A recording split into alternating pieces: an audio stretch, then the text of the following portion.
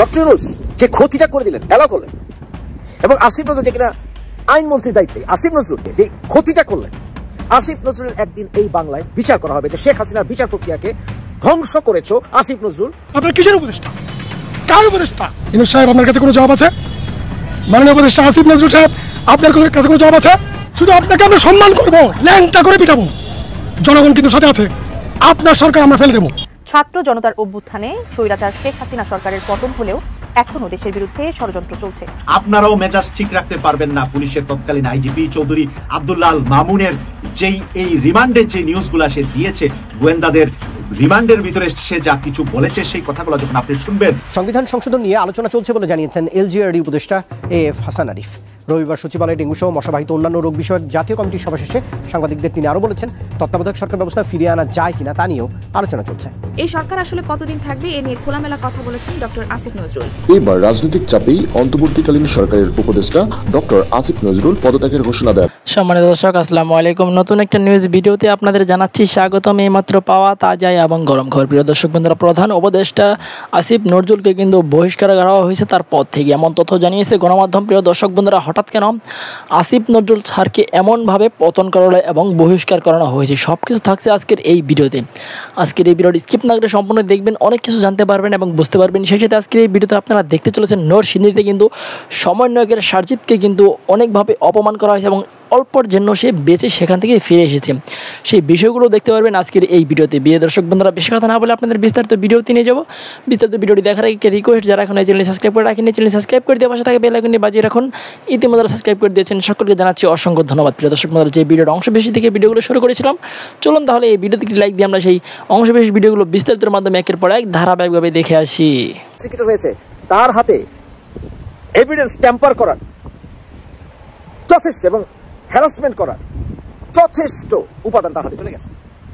12টা বাজিয়ে ফেলেছে এই বিচার প্রক্রিয়া, 12টা বাজিয়ে ফেলেছে ডক্টর ইউনূস সরকার। ডক্টর ইউনূসকে আমি ব্যক্তিগত ডক্টর ইউনূসকে আমি খুব ভালোবাসি, কিন্তু ডক্টর ইউনূস যে ক্ষতিটা করে দিলেন, এলাও করলেন, এবং আসিফ নজরুল যে কিনা আইনমন্ত্রীর দায়িত্বে আসিফ নজরুল এই গোষ্ঠীকে দিয়ে যে ক্ষতিটা করলেন, আসিফ নজরুলের একদিন এই বাংলায় বিচার করা হবে যে শেখ হাসিনার বিচার প্রক্রিয়াকে ধ্বংস করেছো আসিফ নজরুল এবং তার দোসররা। আমি এটা অ্যাটর্নি জেনারেলকে আমি দোষ দেবো না, আমি ডক্টর ইউনূসকে তো দোষ দেবো, ইয়েস, কিন্তু আমি আর কাউকে দোষ দেবো না, আমি তাকে দোষ দেবো, আসিফ নজরুল, তার সমন্বয়কারীরা এবং তার সঙ্গপাঙ্গরা।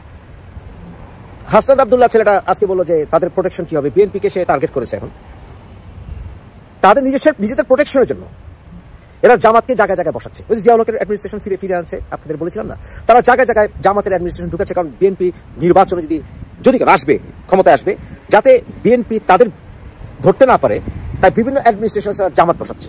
বুঝতেছেন ব্যাপারটা, কারণটা কি হচ্ছে? ভারত সরকার কেন আমাদেরকে হুমকি দেয়?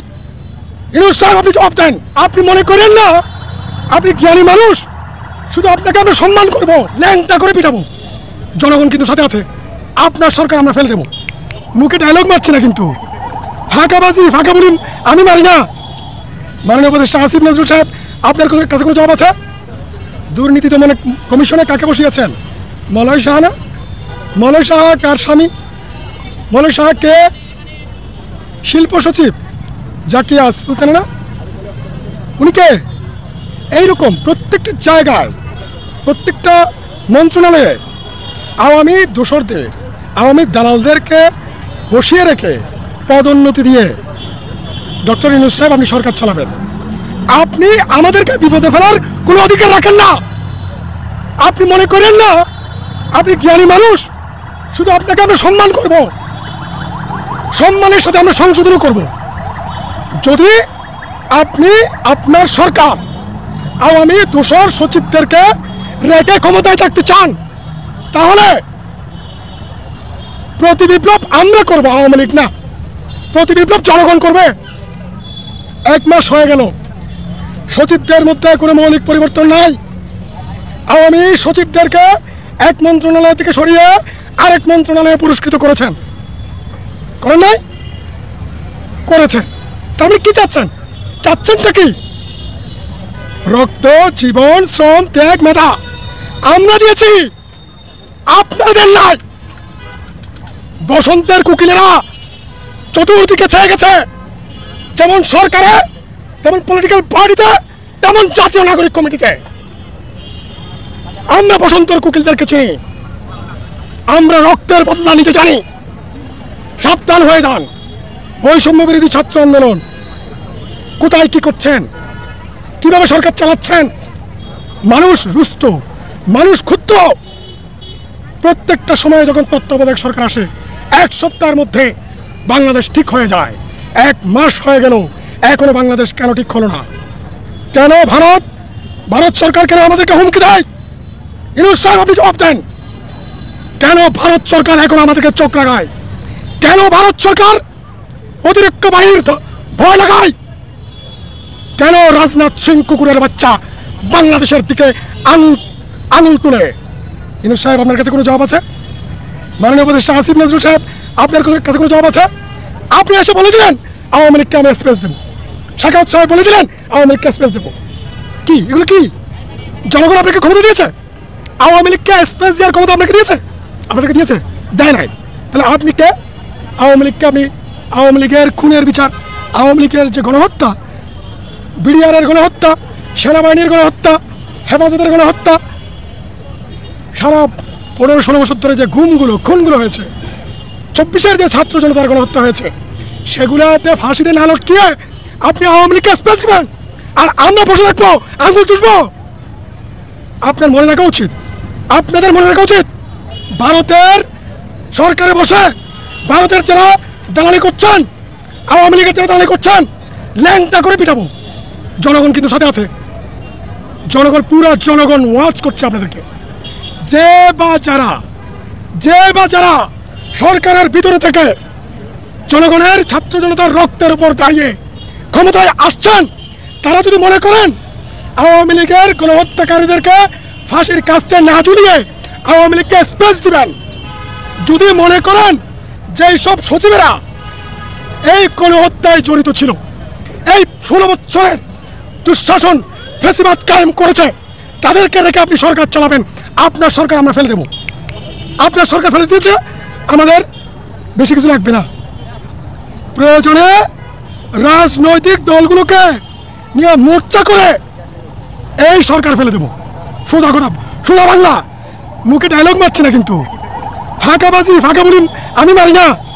প্রিয় দর্শক, আপনারাও মেজাজ ঠিক রাখতে পারবেন না পুলিশের তৎকালীন আইজিপি চৌধুরী আব্দুল্লাহ মামুনের যেই এই রিমান্ডের যে নিউজগুলা সে দিয়েছে, গোয়েন্দাদের রিমান্ডের ভিতরে সে যা কিছু বলেছে, সেই কথাগুলো যখন আপনি শুনবেন, আপনার সারা শরীরের রক্ত টকবক করবে। কিভাবে আমাদের তরুণ সন্তানদেরকে তারা হত্যা করেছে এবং কিভাবে চেইন অফ কমান্ড থেকে পুলিশ বিচ্ছিন্ন হয়ে পড়েছিল, এই সব কিছু নিয়ে আজকের জাতীয় পত্রিকাগুলোতে নিউজটা এসেছে। আমি ইনকিলাব পত্রিকা থেকে কিছু তথ্য আপনাদের সামনে তুলে ধরছি। এখানে হেডলাইন করেছে ইনকিলাব পত্রিকা, গোয়েন্দা কর্মকর্তাদের প্রশ্নে গণহত্যার দায় এড়াতে পারেননি সাবেক আইজিপি, শেষ সময়ে পুলিশ বাহিনীর নিয়ন্ত্রণ চলে যায় ছাত্রলীগ করা কর্মকর্তাদের হাতে।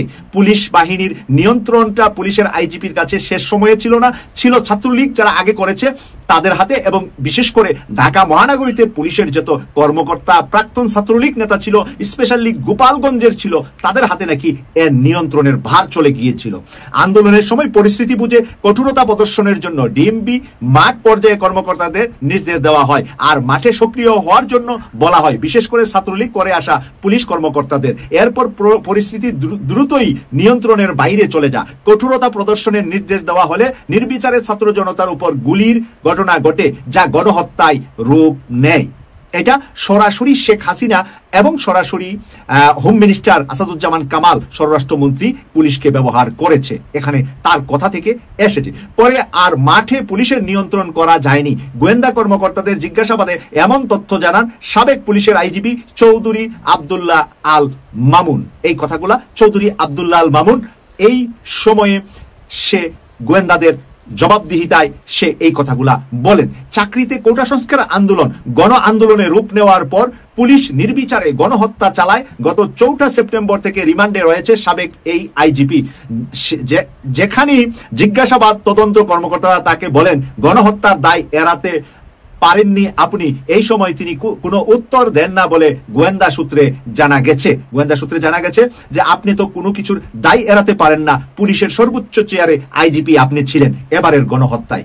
বৈষম্য বিরোধী ছাত্র আন্দোলনের ছাত্র জনতার উপর নির্বিচারে গুলি, দমন পীড়ন সম্পর্কে তাদের ভূমিকা সম্পর্কে জিজ্ঞাসাবাদ করা হচ্ছে, পাশাপাশি আন্দোলন সংক্রান্ত অনেক বিষয় জানতে চাওয়া হচ্ছে, মুখামুখি জিজ্ঞাসাবাদ করা হয়েছে। তদন্ত একাধিক কর্মকর্তার সঙ্গে কথা বলে জানা যায় গ্রেফতারের পর থেকে জিজ্ঞাসাবাদে নির্বাক রয়েছেন চৌধুরী আব্দুল্লাহ আল মামুন। কোনোভাবেই গণহত্যার দায় এড়াতে পারেননি। তবে তিনি দাবি করেছেন ছাত্র জনতার আন্দোলনের চূড়ান্ত পর্যায়ে মাঠ পুলিশ তার কমান্ড বা নিয়ন্ত্রণে ছিল না, রাজনৈতিক বিবেচনায় ভূমিকা নেয় মাঠ পর্যায়ে পুলিশ কর্মকর্তারা, বিশেষ করে ডিএমপি ঢাকা মেট্রোপলিটন পুলিশ তার নিয়ন্ত্রণের বাইরে চলে যারা ছাত্রলীগ করে আসছিল ওরাই নেতা হয়ে গিয়েছিল। এক গোয়েন্দা কর্মকর্তা বলেন ছাত্রদের হাতে শুরু হওয়া আন্দোলন দমন পীড়নের কারণে গণ আন্দোলন রূপ নিয়েছিল। এই আন্দোলনের দমন করতে গিয়ে পুলিশকে রাজনৈতিকভাবে ব্যবহার করা হয়েছে। গণহত্যায় তৎকালীন সরকারের চাপ আর সরকার দল আওয়ামী লীগ নেতাকর্মীদের নেই পুলিশের ব্যবহার করা হিতে বিপরীত হয়েছে।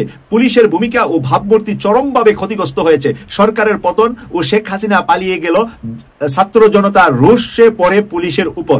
শেখ হাসিনা পালিয়ে যাওয়ার পরে ছাত্র জনতার গণরোষটা চলে আসে পুলিশের উপর। এই কথাগুলো বলেছেন চৌধুরী আব্দুল্লাহ আল মামুন, পুলিশের তৎকালীন আইজিপি। প্রিয় দর্শক, আজকে বিবেচনার বিষয় এবং শিক্ষণীয় বিষয়, এই দিন নয় আরো দিন। অন্যের সমালোচনা করা খুবই সোজা, কিন্তু নিজে যখন সেই জায়গাটাতে গিয়ে বসে যায় তখন এই দৃশ্যটাকে কন্ট্রোল করা খুবই কঠিন।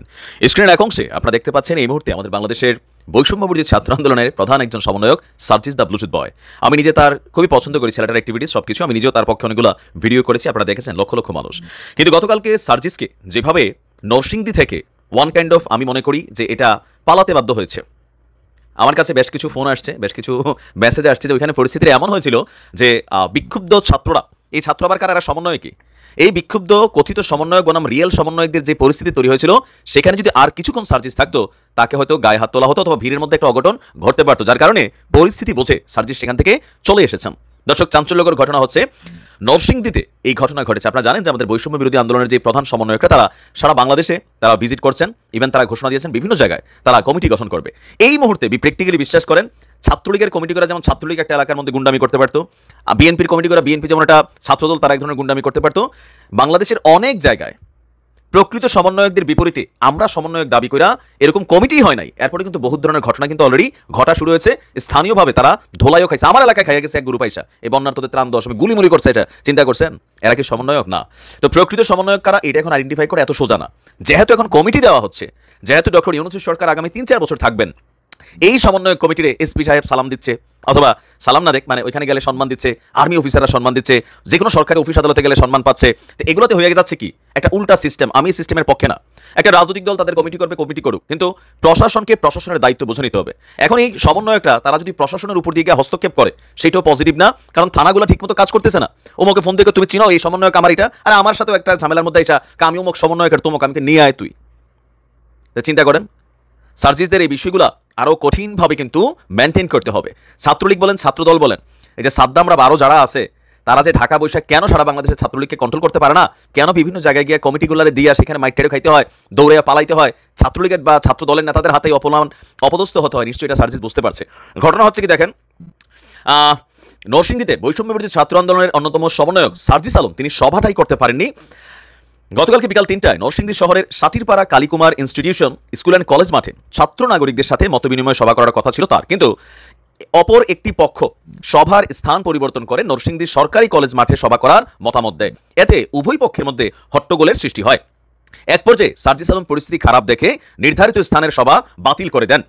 আর আচ্ছা, এর আগে তিনি ঢাকা সিলেট মহাসংলগ্ন, ওটা জরুরি না। সমন্বয়কদের একাধিক সূত্র জানিয়েছে নরসিংদীতে 2টা গ্রুপ একত্রিত হতে পারলেই অতি দ্রুত আবার নরসিংদীতে তিনি আসবেন বলে জানিয়েছেন। এখন কিসের গ্রুপ? তোমরা কোনো রাজনীতি করো যে তোমরা গ্রুপিং করবা? What kind of group? আমি ওই দিন দিয়েছিলাম কক্সবাজারে 2 সমন্বয় গ্রুপের কি মারামারি ভাই। এগুলো নিয়ে আবার গণমাধ্যম কথা বলে না। ওই যে বাক স্বাধীনতা শতভাগ আসে নাই, সমন্বয়কদের নিয়ে কথা বলতে গেলে অনেকে ভয় পায়, মনে করে যে না ওরে বাবা আমার বাড়িতে এসে হামলা করবে, আমার এটা করবে। এটা হচ্ছে কয়েক জায়গায়, তবে এরা প্রকৃত সমন্বয়ক না। প্রকৃত মুক্তিযোদ্ধারা যেমন দেশ স্বাধীন করে চুপচাপ ছিলেন, কথিত ভুয়া মুক্তিযোদ্ধারা কোটা বাতিল, কোটা নিয়ে আসা, সামনে সার্টিফিকেট 2 নাম্বারই করা, এগুলো 2 নাম্বারই লোকেরা ছিল। মূল যারা সমন্বয়কেরা মরে গেছে, মুগ্ধরা জীবন দিয়ে চুপ হয়ে গেছে, শুয়ে আছে কবরে। আর এখন যেগুলা এগুলা হচ্ছে কি খাওয়া, মধু খাওয়া গ্রুপ জন্মাইছে। আর এদেরকে রাষ্ট্র যে পরিমাণ প্রোটেকশন দিচ্ছে, যে পরিমাণ সুযোগ সুবিধা দিচ্ছে, 2-4 জনের দেখা বাকিরা চিন্তা করতেছে এলাকাতে। এই দেখেন এখন ছাত্রলীগের অনেকে সমন্বয় গ্রুপে ঢুকছে, ছাত্রদলের গ্রুপের তারা ঢুকতেছে, এইটা ঢুকতেছে, ঢুকে কি হচ্ছে, পলিটিশিয়ান হয়ে যাচ্ছে এগুলা। সার্জিসের এই নরসিংদীর ঘটনা থেকে একটু ঠান্ডা মাথায় চিন্তা করা উচিত যে পরিস্থিতি যেটা কালকে তৈরি হয়েছিল, বললাম যে আমার কাছে অনেক বক্তব্য আসছে, নাম প্রকাশ করতে চায় না সবাই, ভয় পায়। ওখানে পরিস্থিতি অনেক খারাপ ছিল, মানে সার্জিস মাইরও খাইতে পারতো সেখানে। 2টা গ্রুপ বাংলাদেশিগুলো হয়। আর এখন এই যে সমন্বয়ক এরা তো চিহ্নিত কোনো কর্মী না, এই বিএনপি থাকতে পারে, আওয়ামী লীগ থাকতে পারে, সিস্টেমে একটা মাইর খাইয়েও ফেলতে পারে। সামনের দিকে যে কোনো জায়গায় যেতে ভালো করে বুঝে শুনে যাওয়া উচিত। প্লাস তোমরা যেখানে যাবা এই গ্রুপ ওই গ্রুপ, মানে গ্রুপ আসলো কই থেকে, গ্রুপ তো একটাই হবে ছাত্রদের। এখন এই ছাত্ররা কিন্তু ছাত্র না, এর মাঝখানে অনেক জিনিস আছে। এখন এই জিনিসগুলোকে ব্যালেন্স করা জরুরি। বাংলাদেশের বিভিন্ন জায়গায় এই সমন্বয় খেলা চলতেছে। প্রকৃতপক্ষে এদের অনেকেই আন্দোলনের সময় মাঠে দেখা যায় নাই, হয়তো একটা মিছিলে গেছে, আবার যায়ও না, এখন এসে এলাকার মধ্যে একটা প্রভাব বিস্তার করতেছে। মানে এটাও একটা অলিখিত গ্রুপ তৈরি হচ্ছে, যাদের বিরুদ্ধে কথা বললে মানুষ ভয় পাচ্ছে। ওয়াই ভয় পাওয়া যাবে না, সত্য কথা বলতে হবে। কারণ তোমরা যদি ভুল করো তাহলে বাংলাদেশকে অনেক মূল্য দিতে হবে। এতগুলো মানুষের জীবন গেছে, তোমাদের ভুল করার সুযোগ নাই। প্রিয় দেশবাসী, শুরু থেকে শেষ পর্যন্ত যারা এই ভিডিওটি দেখেছেন সকলকে জানাই অসংখ্য ধন্যবাদ। যারা এরকম নিউজ ভিডিও পেতে পছন্দ করেন তারা অবশ্যই এই চ্যানেলটি সাবস্ক্রাইব করে পাশে থাকা বেল আইকনটি বাজিয়ে দিবেন। যারা এখন এই ভিডিওটি শেয়ার করেননি, এই ভিডিওটি দ্রুত শেয়ার করে সকলকে দেখার সুযোগ করে দিন। আজকের মতন এই পর্যন্ত, দেখা হচ্ছে পরবর্তী কোনো ভিডিও নিয়ে ইনশাল্লাহ।